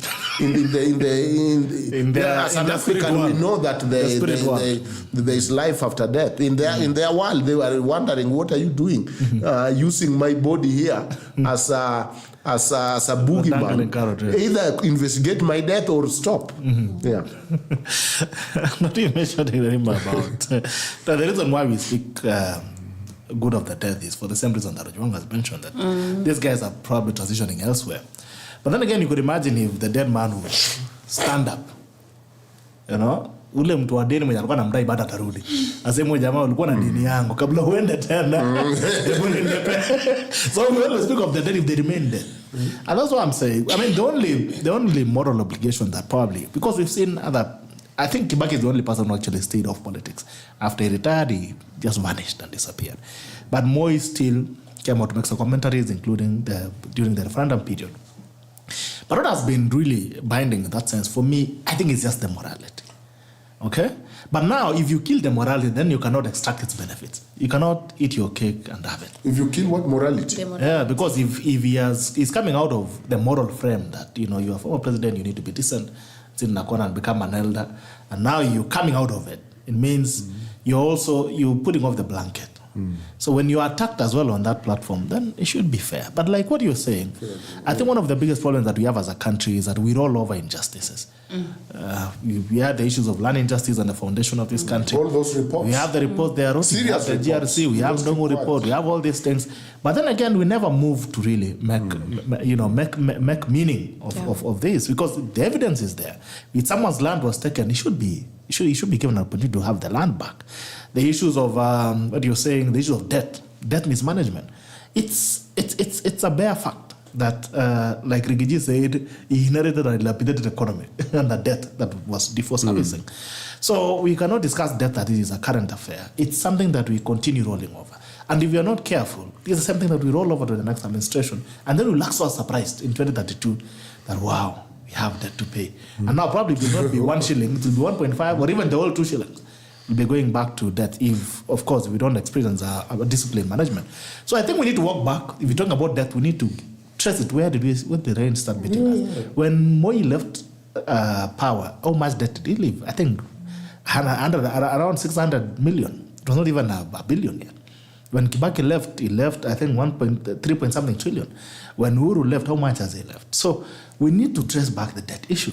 When the issues of management of what Wanjigi has been following up, management of debt, which I think he's been raising actually a very integral conversation that we need to start looking at. That all this really money no that we debt, borrow really end our because as it is, there's no debt. And that's why for me, I think I somehow support the direction that William Ruto is taking in terms of PPPs. Because you love project ties to money. Wewe ulikuja ukafanya barabara, wewe ukota pesa yako polepole, you move. You should not leave the public with accruing debt that we don't know where it went. Just borrowing haphazardly and not tying it to anything. So for us to fix these conversations, we need to go your way. But you know, Nerima is worried about the sustainability of the debt. Possible. It's not possible. And but how will you survive? That before you are born, you already have a debt into your name. But you see, maybe I'm being a selfish human being because I'm reasoning this way. I'm not an economist. That's why I took law. But that the idea that, look, maybe countries have debts. Let's manage them. But let us use our money for good. So if Uhuru left, President Uhuru, and used the debts in a way unbecoming, it has become all our debts. So now Ruto is expected not to borrow and then just pay the Uhuru's debt that were used in unbecoming. The same Kenyans will come and ask, what have you done?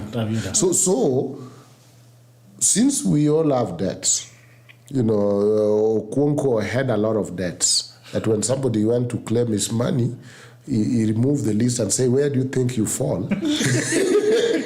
in this spectrum of debts that people I owe. And where do you think it's the urgency of your debt compared to so and so and so and so and so and so? And the guy probably realized that, wow, it will be a long way before Kungo pays me my money and things fall apart.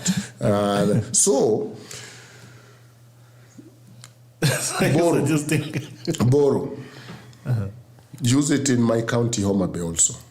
Because if I didn't get staff in Homa Bay, if you look at the presidential service delivery, those debts developed other places more than others. But we are all paying. It's unfair. So, let us also borrow. Make sure you give us our share. Then let all Kenyans suffer. As we share that level, the joint suffering. Maybe that looks selfish or too simplistic, but you know the president is borrowing on behalf of Kenyans. Then you take that money and use it in a certain spots, not the whole country. Then it becomes a debt to my children and my children's children. Then why can't this guy leverage its positive borrowing, also use it in my neighborhood? Then now, even if I'm suffering, I wish you well in your suffering, but we are suffering together. And we shared. So the people who shout the most against borrowing are people who benefited from the other debt. They're like, pay that one first. I mean, how selfish can it be that in a family, in a household of 3 children, the parent amenunulia mtoto mkubwa nguo. Alafu anakuja anasema there is going to be serious budget cut, therefore tuache hii mambo ya nguo. Tumalize round. Fika mpaka kwangu, then tuanze another round. Yeah, merry go round. We know the concept of fairness. So you ikifika kwetu unasema now let's tighten our belt. No more debt. Let's pay the debt first. Meanwhile, you are enjoying those benefits of debt. Isn't that a little selfish also? Okay. Unfortunately, we will have to think differently. Unfortunately. And the younger generation is going to have to pay that price. There's going to be a shock wave. It's either the world will come crashing down or we are the ones who will choose when we will crash. I prefer the latter. I prefer that we choose when we will crash. So that means tightening up. I prefer that method. At least that one is predictable than waiting for the collapse to come, because it will. We've already shared about what's happening globally. And again, you know, even when we're talking about the past, we're talking about countries being in different states in their past. You have to remember we're dealing with a Europe that is collapsing. This is where even them, they're getting most of their resource. We're dealing with an America that is going into war on its own. And war also has its own ripple effects. So we're dealing with a completely different world that we cannot continue to react the way people reacted in the past. So unfortunately, it has to stop. And I would rather we choose where it stops than it stops for us. Because we have control now. Yeah, I would prefer that. Are young people paying back their help? Unajua? Ni ngumu. People, those are debts. So you know, they say you point one finger and there is 4 or 5 pointing at you, based on how many fingers you have in your hands, pointing at you. The majority will be so the idea that it's very easy to talk of what the leaders are doing, and they are so annoying, to be honest. But how about us? Hii help kidogo ulipewa. Badala ya kuweka pesa kwa hiyo fund so that it can fund another young person, you have refused to deserving, we unafanya tu mashere aulipi, ikifika saa ya clearance. We will pay when you see the benefit of the pay. Unajua mimi unaniambia hii kizungu mzuri hii hata sasa kama which benefit, what's the purpose of education? Is to speak good English, is to think, is to nini, is it just about and to say I went to systems. the university? You know, you at least you love teaching, and I can tell, and you love your students. You know you have colleagues in some public institutions that don't show up. You know this. It is the class monitors who are even trying to support the class. So now unaniambia nilipe help. But me, my learning situation is very different. So you rather, the students who are there's no help. Class. But was that the condition of the loan? Loan ilikuwa, you only pay if your lecturer shows up. Systems work, and we had political will, people would pay. they would see the benefit of the pay. So now that you've gotten help, now you're inventing the conditions. No,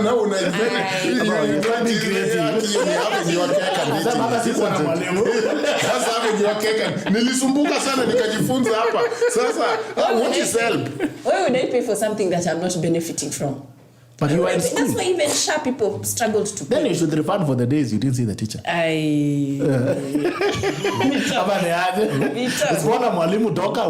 know, when people are admitted for bachelor's or whatever, you are admitted to a program leading to a graduation in Bachelor of Law. You have to do what that program requires for you to graduate. And then I still remember that language because the issue was there are people who can even sue that I was a dean, can even sue that I've stayed here for too long. They're like, no, you admitted to a program and you have to do things leading to. So if you have done all those and you are finally graduated, and then you have not paid, you know, is it in the Bible that thing of why see a speck in somebody's eye but there is a log on your knee? Wewe hiyo pesa kidogo ya help hujalipa. All of a sudden, unaenda Rurashio or Nyombo, we are seeing helicopter pads, we are seeing very well-dressed Nigerian-like, and we are seeing Tony Nyadumba escorting you, we are seeing you, Nini. Do you know how it hurts? Then what about the people who paid help, graduated from Kim? Tell me about them. But Kim was not a public school. No, tell me about them. No, it doesn't matter because it was Nini. Tell me about them. How tutafikia hapo? Even if we accept them, how about the others? What percentage is that? All right, let's have a final remarks. Round of final remarks. What do you, Nerima? Punch of the day? For me, the final remarks are, I don't even have much. Vumilia tu. Hii Kenya kuna mashida mingi. Have a good week. I don't know. But tumekuwa tukivumilia for long. Yeah. You know what I think is, I think sometimes also our sufferings are manufactured because like we've had our parents saying, maisha ni ngumu. It's like what Ojwang was saying, we are inheriting trauma. The parents also walisikia wakisema maisha ni ngumu. So sasa tutasema maisha ni ngumu, watoto wanasikia. A lot more suicides. Yeah, wanasikia. People have been in an age range that are not even seeing 18.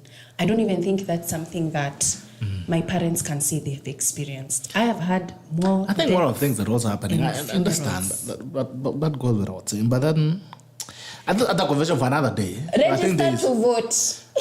Tafuta card. Go and register every day, and we need to get to millions. And Elieni, that is my word for the week. Okay. Do you think your young people are showing up? They will, yeah. Okay. They will. Okay. Your tackle of the day. Yeah, no, I think I'm positive that there's struggles, but live one day at a time. Maybe it's easier said than done. And I'm trying to motivate myself. I'm doing my level best. Live one day at a time because life is short and it is our time. That let us have more faith in the happiness, the pursuit of happiness, the joy, the peace, than looking at the glass as half full. That does not mean you don't do anything, but I think live your life in a way that satisfies, because I still believe everyone has a purpose why they are here, their contribution in life. You are not a photocopy. You are a very fair copy. Make sure, don't be discouraged. If you are tired, rest, but seek your purpose and live it, because we are all together richer when each one hold their corner. So everyone has a corner to grab. Grab your corner, I grab my corner. Let us criticize, let us be conscientious Kenyans, but let it not get to our skin to lose our joy. Let us know that life is given by God. I believe it's a gift, I do, and enjoy it. Okay. All right. Thank you so much, ladies and gentlemen, for coming in. Things can only get better. The fact that we have, actually even America is withdrawing from the Strait of Hormuz means that anything can always get better. And we're having ceasefires between Ukraine and Russia. So we are hatukombaya sana. But then again, tafuta kadi. Kata kadi kwa sababu pata kadi utapata power. You are responsible, Kenyan. Even as we have these conversations, we must have the conversation while knowing as well that we are the cumulative of our decisions. We live in a democratic country where every 5 years you're allowed to make your choices and make your bed. So let's lie on it. We'll come another season again. We make another bed. We lie on it again. We make another bed. Lie on it again. But whatever happens, make sure that you are part of the laying of the bed, not just the complaining of how the mattress feels. While others were laying the bed. And it goes to Nerima. But we need to see more young people. Actually, my biggest worry, because I was in the villages. I was in the village, and even where we all come from, what I'm seeing is there seems to be there's a laissez-faire when it comes to civic action. Young people. They are very good online. They make all the noise on Hex, on podcasts, you hear them. But when it comes to the critical call of registering, I was actually having, before the enhanced voter mobilization, I was actually talking with the chair of IBC, is my friend, and it was really worrying. The numbers were really worrying. Earlier, before that activity, it's really worrying. So before the politicians took the initiative to mobilize. Politicians? The politicians, yeah. Before the politicians took the initiative. Because remember, the NAS was actually mainly driven by the mobilization was driven by politicians. Before that happened, the turnout was extremely low. In our county, you could find 4,000 voters are registering. I mean, in the village, you have to beg headsmen and wazao mutatu any vijana waende register. So maybe we need our youths to have more agency. Yeah. And that's the only thing that I like even the US education. People have agency. You come, unajituma. But you're talking about a country that provides service. You are. You know, I feel like this is a whole other conversation. But because the same country that you are suffering in. Yeah, but I could walk to a hospital and there would be a nurse. So provide that. Put that in the agenda. Put that in the agenda. But in the US, actually, you know, the youths don't vote in the US. Kenya youths do much better. And most of the issue, even in the US, are for older people. That's why healthcare and whatever. And loan is never reviewed because majority of them, they are so comfortable.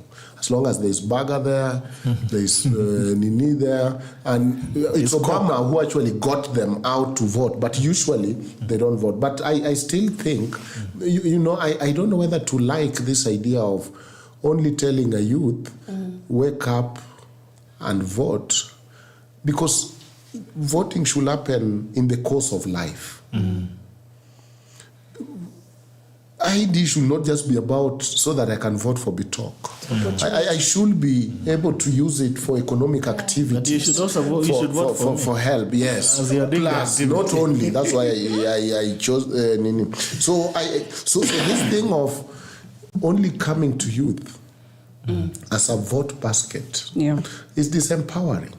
It's condescending. Because I should be participating in the daily activity of life and economy, and in the process also vote. And so the biggest thing should not be take an ID so that for 5 years you go and vote for somebody. That means I've been excluded. And there's a time that I learned something interesting from one youth when I was doing Tumaini, the South Sudan mediation. So you know we are Kenyans, we had listed him to represent the youth. He told me I'm not youth, I'm a South Sudanese who have come as a delegate. And he told me, you know, once you have started to categorize, it looks good and cute, but it is almost disabling. Hey, let's hear now from the youth. No, I am a South Sudanese. I want to deal with all these issues. I'm a leader. Across board. Jesus died at the age of 30-something as a youth. So this thing of, unajua sisi kama vijana, you know, let's talk to youth. They stop being goons. No. Youths are leaders. Most of the perfect leaders have been very young people. And lead old, lead young people, lead women, lead men.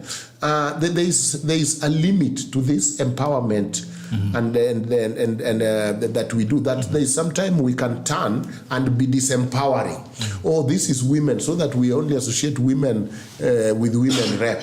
Yet we want women president who can lead both men, silly, big-headed, small-headed, and everyone in between.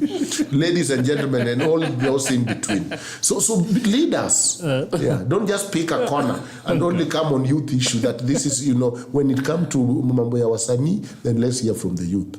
But sio yao. Kwani wao wanaenda hospitali wapi? Building SGR, hiyo sio ya youth. Ati wao wanaweza kuongea tu mambo ya bundles imeongezwa. Now we need to listen from they are part of the society. All right. Thank you once again. And the viewers who have been with us since 7:40, it's always a pleasure to have you. And we can keep the conversation going as well. You remember, you can still access the broadcast on YouTube. So you'll find them there on the Tackle on YouTube. Still find them there. Continue sharing with them and also giving us your views on where you think the state of the nation is, and as well the things that concern you. Until next week, it was a pleasure having you. This is the Tackle, and it ends now. Bye-bye.